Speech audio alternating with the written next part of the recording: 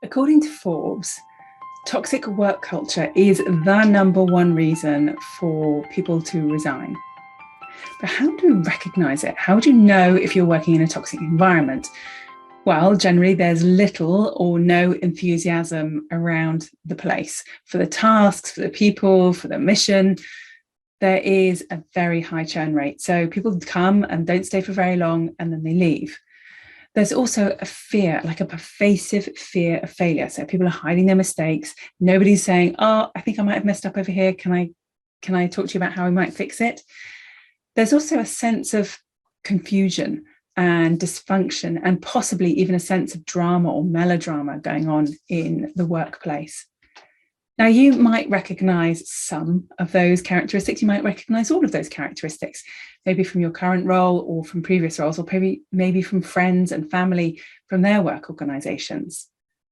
But as a female leader, what can you do? How can you communicate in such a way that you are avoiding creating these toxic workplaces? Or if you do work within a toxic workplace, how do you help your team create a mini microclimate where this just isn't true for you and you function in a different way? Today, we're really going to be diving into how to shape your team culture through how you communicate in a really effective way. But first of all, let's talk about why this is important. Well, and also what team culture is. So let's look at team culture first of all. What is it? Well, it's those unwritten norms. So if I came into your organization and I worked with you guys for a while, what would I absorb? So through osmosis, not through reading your handbook, not through being taught in the induction process, but what would I learn by interacting with people? So how do you talk to each other? How do you give feedback? Is feedback acceptable? Who do you give feedback to? Does it go up as well as down the chain of command? How do people talk about mistakes? Are mistakes ever spoken about? So that is your culture. How would I absorb that culture? I would absorb it through osmosis, by watching, by listening, by understanding what I can and can't say in a very implicit fashion. So obviously, the important part about this is, as a leader, you really have to walk your talk, because if you tell people we accept feedback and then have a hissy fit if somebody gives you feedback, then obviously the behavior is not upholding the idea, if you like, the concept that feedback is acceptable. So that's what the team members learn. So they learn not to give feedback, and they learn to be defensive when they are given feedback. So it starts to, you can see how this toxic environment starts to develop. So it's really important that we, as a leader, are walking our talk. And as I said, culture. So if we have a toxic culture, it's the #1 reason people leave. So that means it's very hard to attract the right kind of people. It's hard to keep them in our environment if it's toxic or on the verge of becoming toxic. It means that the individuals within an organization never really get the opportunity to grow and develop and become something more than they currently are. And you create an environment where innovation and creativity are just not welcome, because they become threats. They become threats to the status quo. And the status quo is kind of held in place by this sort of sense of fear, rather than people upholding the rules because they want to, because they believe in them. They're doing it because they're fearful of getting into trouble or maybe even being fired. So the final reason I think this is so important is, if you're working in a toxic environment, it is very, very hard to show up as yourself.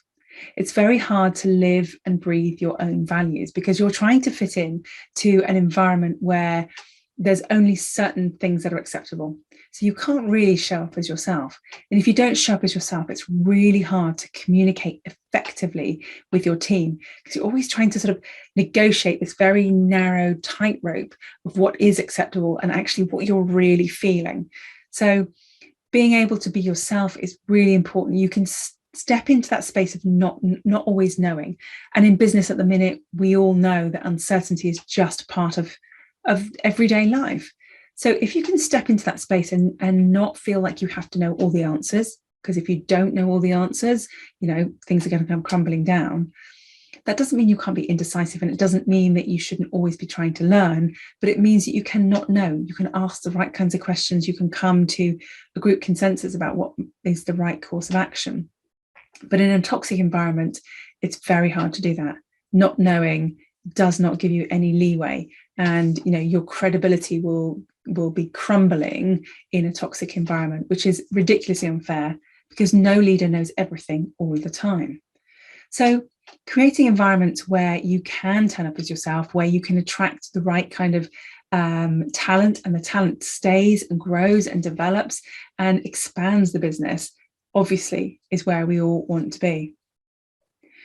I worked with a lady fairly recently who worked for a consultancy, a very big consultancy in London. She was incredible, super smart. I mean, she had 5 areas of incredible expertise, really unusual to have that combination of areas of expertise, and it made her invaluable.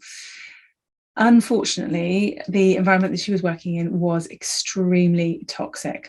So it was very, very difficult for her to turn up as herself.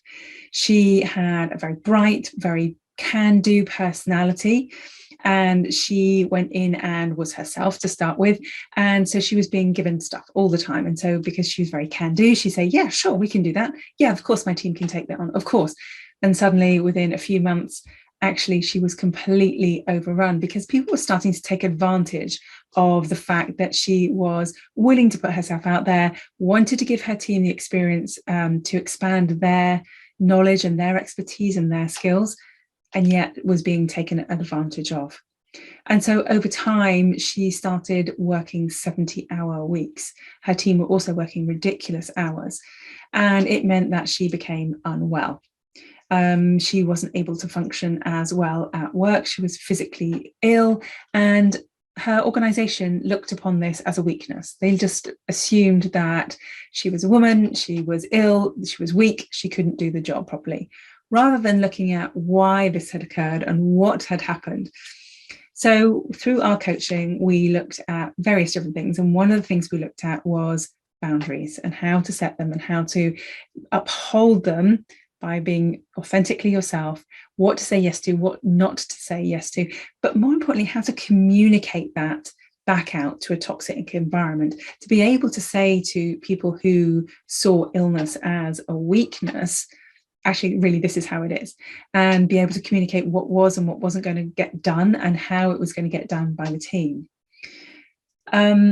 She developed a format of very transparent communication with her team. So her team were completely clear about what they were doing, why they were doing it, what they weren't doing, and why they weren't doing that. But it took some time to get that into place.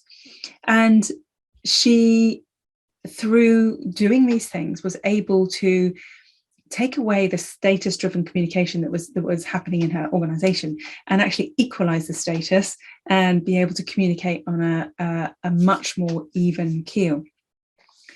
But the best thing about all of this was that after a few months, she actually realized what was going on, realized that this was not the place for her and that her skills were being massively undervalued. And she actually has left that organization now and joined another one and found the perfect job. They literally couldn't have written the more perfect job for this individual. And she's gone into this new organization really understanding what toxic environments are like, how to communicate to avoid those toxic environments and create a really positive environment within your team, and also how to protect your team from those toxic environments where possible. So I'm going to dive in now to the 4 deadly sins. So this idea comes from organizational psychologist Adam Grant, who is absolutely brilliant. If you've never come across him, really fantastic. And the 4 deadly sins are toxicity, mediocrity, anarchy, and bureaucracy. And they all sit on a spectrum. And we're going to talk about how you might recognize them in your organization and what the antidote is. So how do you communicate to avoid even these things remotely happening within your organization? So let's talk about toxicity first of all. So toxicity means you put the results over your people. So you have a massively high churn rate in your organization. People coming in, people leaving. Like we said at the beginning, very hard to hold on to talent if you're putting the results before the people. How would you recognize it? Well, one of the phrases you might hear is just make it happen. Make it happen. So it doesn't matter how you do it. It doesn't matter if you have to work that 70-hour week. It doesn't matter if you have to make your team work 70 hours a week. You just make it happen. Now, I appreciate that in business, there are times when we have to put in extra effort. We have to go those extra miles. We have to do the longer hours and the longer days. That's not to say you don't ever do them, but you do them intentionally, not as a matter of course. So you choose when to work those extra hours. And then you give the team and yourself a bit of time back when you can, so that you're recovering. Otherwise, you're just going to lead to burnout for yourself and for the team. So what are the antidotes, the communication antidotes to this particular issue of toxicity? Listening is the very first thing. So really listening to, what do the team need? What do your clients need? Where does the crossover happen? Where's the sort of sweet spot where that happens? Really, really be listening. We need to communicate that we care about our team members. It's very hard to manage people you don't care about. It's really difficult. So we have to develop a sense of caring, of knowledge, of understanding, of caring about the people that work for us and work with us as well. We want to be really clear about communicating decisions and actions. So when decisions and actions have been taken, or when we've been advocating for our team, we want to be very clear about communicating the results of those things back to the team. And we want to do that in as transparent a way as possible. Totally appreciating that we cannot always tell our team everything that is going on, but we can tell them as much as we can tell them in a way that is comprehensive and comprehensible even to the team, so that they really understand where we're at and we understand how we've got there. It's the best way to help teams understand decisions they're not really going to like, because we can't always make decisions that are going to please everybody. And if you are making decisions that please everybody all the time, then you're probably committing the sin of mediocrity, which we're going to talk about in a second. So transparent with those difficult conversations, transparent with decisions, just transparency generally. It's a really, really good skill. Now, it doesn't mean you tell everybody everything, and you certainly don't tell them everything that you are thinking, but as much transparency as is possible in the given situation. You just have to put time and energy into the relationships and be yourself through the process. So turning up as your authentic self as much as possible. So if you're someone who likes to have a laugh and a joke, be that person. If you're someone who's quieter and more introverted, be that person. Don't try and change who you are as a leader, because that will lead to a toxic environment. So let's look at mediocrity. It is the opposite of toxicity. So it's where we put the relationships above the people. We don't trust ourselves to manage conflict. We don't trust the relationship can survive any kinds of conflict. And the results are generally a bit meh. Yeah, really nice place to work, lovely place to hang out, great people. The results are just not brilliant. So what is the kind of phrase that we're likely to hear in a mediocre environment? It's like, it's okay, it doesn't matter, it's okay, you tried your best. Now, sometimes that's true, but if that's all you ever hear, then that gives you a sense you're in a mediocre environment. How do we prevent that? What do we do? How do we communicate to prevent a mediocre environment? Well, we have to have clarity of the task and the time frame. So what is it you need people to be doing, and when do you need it done by? And how do they communicate when they've done it to you, or if there's a problem? So absolute clarity and transparency about the things that need to get done. We also need to be course correcting quickly. So we're not micromanaging, but we are kind of having a little bit of a sort of helicopter view, an overview. We know the crunch points that are likely to come, and we're course correcting as soon as we possibly can. So we're appreciating the work that they're doing. Thank you so much for doing that. But I've noticed that we're here, and actually we should be here. I wonder how that's happened. I think there may be a miscommunication. Let's just have a little dig in and see what's happened. Yeah. So it becomes you and them against the problem, not them being the problem. So there's a big, big difference. So we're course correcting, appreciating them, but making sure that we're on task in the best way possible without any blame being set. Now, if you're thinking, that sounds great, but it feels a little bit uncomfortable, then that suggests that there's some mindset work to be done around your ability to cope with those difficult conversations, and also trust in that relationship that the other person can cope with this slightly less than ideal or rosy conversation that might need to be had. And don't forget, on the other side of that conversation is growth for both of you. growth as an individual and growth for them as in terms of their skill sets and in terms of their ability to know that they can cope with whatever comes up. So what are the two final deadly sins? Bureaucracy and anarchy. So bureaucracy, gives me a little bit of a shudder, is where we put the rules over risk. So there are rules upon the rules. So a classic phrase here would be, the computer says no, or something along those lines. But the idea here is that there is no risk, and creativity and innovation are threats to the whole environment. Yeah, we don't want to be doing things in a different way because we've always done it this way, is another phrase that you're very likely to hear in those kind of scenarios. So what are the antidotes in terms of communication to this particular environment? Well, it's about listening. Again, a lot of this is about listening and listening to the question underneath the question. So someone comes to you with I was thinking we could do this because blah, blah, blah. Listen to what's underneath. Why are they telling you this? Why is it an issue in the first place? And do some good questioning to really dive down and find out what those issues are.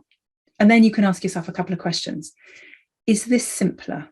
Is it simpler than the way that we're doing it currently? Would it be better if we did it this way? And then ask yourself, if we were starting from ground zero and there was no other infrastructure around, would this be the best option? Would this be the best way we could do this particular task? And if you're answering yes to both those things, then the chances are that this person has come up with an innovation that is going to benefit your business. Now, it might not necessarily be easy to implement that innovation, but it doesn't mean it shouldn't be done. So what's the opposite side of this? Well, anarchy, where this is where we put risk above the rules. So it's like a hell yes, let's do this. And it can be a very boom and bust environment. So there's times when things go amazingly well because the risk has paid off. And then there's times when it crashes horribly and burns around your feet. So it can be very emotionally exhausting to be part of an anarchistic environment because it's like so high and so low at the same time. And people keep repeating the same mistakes because we don't learn from them. They just do the same things over and make the same mistakes. So what can we do? How do we antidote to this type of environment? What's our communication approach? It's 2 steps, really. Create and communicate. So first of all, we need to create a review process. Every time we do something, we take a look at what happened. How did that proposal go out? How did we win that pitch? What went on there? Really do a very careful analysis of what worked, what didn't work, why you thought it worked, why you thought it didn't work, so that we're really building a robust formula for doing the good stuff over and over, and we're forming a robust process to avoid making the same mistakes over and over and over. There's a reason that the military actually review every single maneuver that they ever do. They have a specific debrief process after every single maneuver to make sure that they are performing at the highest level possible. So we really want to be communicating that to the teams, and we want to be encouraging calculated risk. So by calculated risk, I mean the kinds of risk where we've mitigated for all the potential problems. So, imagine that the task is jumping out of an airplane. You pretty much want to check that parachute has no holes in it. So creating a communication process, a questioning process before each business maneuver, make sure that parachute hasn't got any holes in it before you jump. That way you are encouraging risk, but in a controlled environment. And maybe even, creating an external parachute checker. So having someone come in who's external to the project or the team and go, right, this is what we've got. This is our parachute. Please check it for holes. And then just talking through the whole procedure with them. So it's really about creating and then communicating those strategies to really help the team feel comfortable and secure in taking risks, and not taking risks without first considering the consequences and mitigating for any potential disasters. So what have we talked about today? We've talked about the fact that there are these 4 deadly sins that we can mitigate against by communicating really effectively. So first of all, we had toxicity. And the way that we want, and toxicity is really about putting our results over the people. And the way we mitigate against it is listening, caring, and demonstrating care through our communication, and communicating with as much transparency as we possibly can. The flip side of toxicity is mediocrity, where we're putting the people over the results. So the results are a bit meh, but it's a lovely place to hang out. So we want to be working on trusting relationships, trusting ourselves to trust the relationships, trust that we and the other person can cope with any kind of conflict style communication. And we want to have clarity of task, making sure people are on task and course correcting as much as possible. And we're appreciating their effort, but course correcting at the same time. Then we had bureaucracy, which is really where we've got rules over risk. So there's no risk. Creation and innovation is not welcome. And the way that we mitigate for that is that we encourage people to listen very deeply. What is the issue here? And then ask ourselves, is this simpler? Is it better? Can we do more for our clients, for our teams by doing it this way? And if we were starting from scratch, would we do it this way in the past? Anarchy is where we have no rules and all risk. It is an exhausting environment to be in. The way that we will approach this is by 2 steps. Create and communicate strategies to avoid unnecessary and detrimental risk, but encourage positive risk taking. I hope this has been useful, and I hope you've recognized some areas that you can improve your communication as a leader. If you'd like to have a conversation about leadership communication, please do book in for a session. I'd be more than happy to have a talk to you about what's working for you and how you can improve your leadership communication. And if you enjoyed today's video, please do subscribe to our YouTube channel. Take care, and we'll speak to you soon. Bye now.